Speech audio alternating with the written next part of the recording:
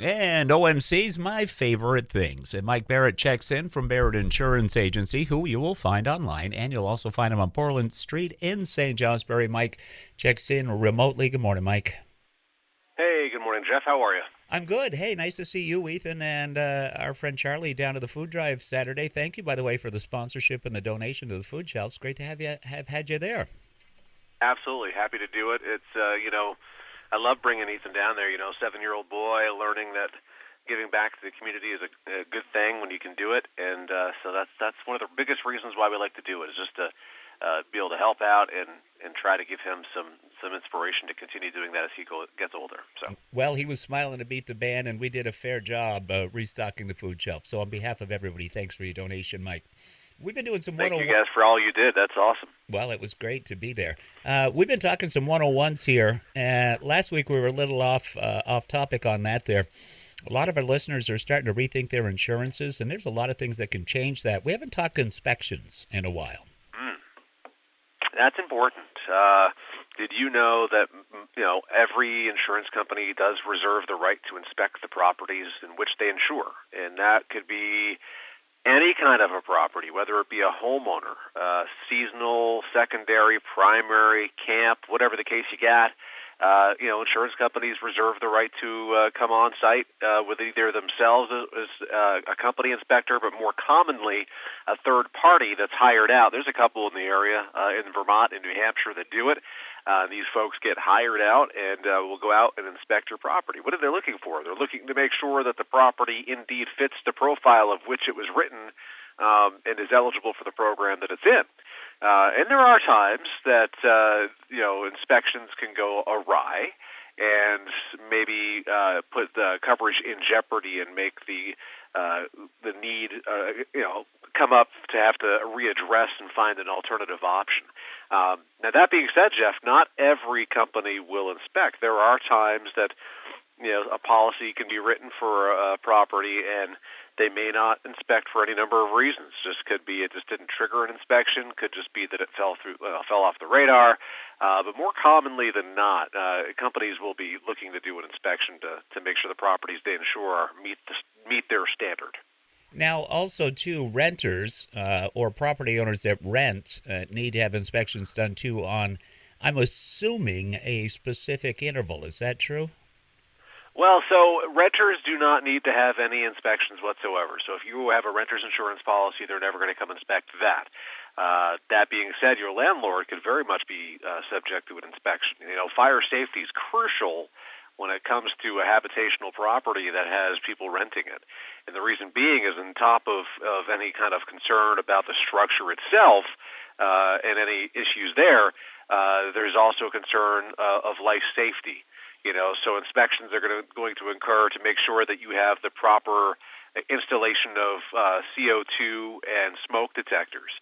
Most companies in any kind of a rental are going to want to require that they be hardwired and interconnected on all floors, or at the very least 10-year lithium-ion batteries that can communicate with one another amongst all the floors. The state of Vermont has their own say.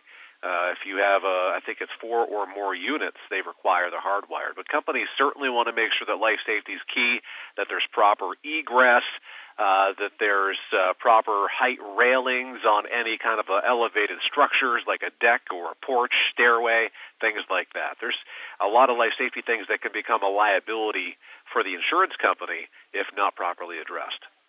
And that's what we were talking about there, because I know where I'm staying, which I've been there now coming up close to 10 years here. They've had inspectors come a couple of times and, make sure that because we're on instead of being on a concrete slab, we're on a gravel pad and that everything's leveled off. They made sure the smoke detectors were there and the fire extinguishers. So this is kind of I guess you could call this a 101 conversation about inspections with insurance, right? Oh, yeah. And things to remember, too, if inspections are requested and you don't communicate back or authorize it, that can be a problem, too, because failure to allow them to complete an inspection really could make it so your policy becomes a non-renewed at the next policy term for non-compliance, or if it's a new policy, within the first 60 days, they can get off that policy if you aren't compliant in any way with an inspection. So it's important, and that's why it's important to do your best in the beginning to make sure that you're being written in a way that is most appropriate for your property. And the only way to know that is to have that conversation with your insurance agent, right? Hopefully. We our job is to mitigate, it's almost impossible for an inspection to occur with nothing to come back. That's, to me, if it's only 3 items, we've done our job. That's pretty awesome. So but yes, having a front end dialogue with your insurance provider to make sure you're making the appropriate decisions up front goes a long way. I think we should schedule for next week's chat, and I will assume you'll be with us here, even though it's Christmas week. Why don't we talk about first-time homeowners and their insurance coverage? What do you think we think about that for next week? You know what? There's some great 101s that we can give you on first-time home buyers, so I'd be happy to talk about that. I now just got to remember to do it. Well, I'll shoot you when I shoot you an email with our chat on it. I'll put that on there. But tell folks that they can get in touch with you, because you guys are closed down right now, except for appointments still, right? That's correct, yeah, but we are available 748-5224. Our office is on Portland Street in St. Johnsbury. Office doors are locked. We are available by appointments, and that allows us to really control the in and out, and we are adhering to CDC guidelines with cleaning and mask wearing and all of that.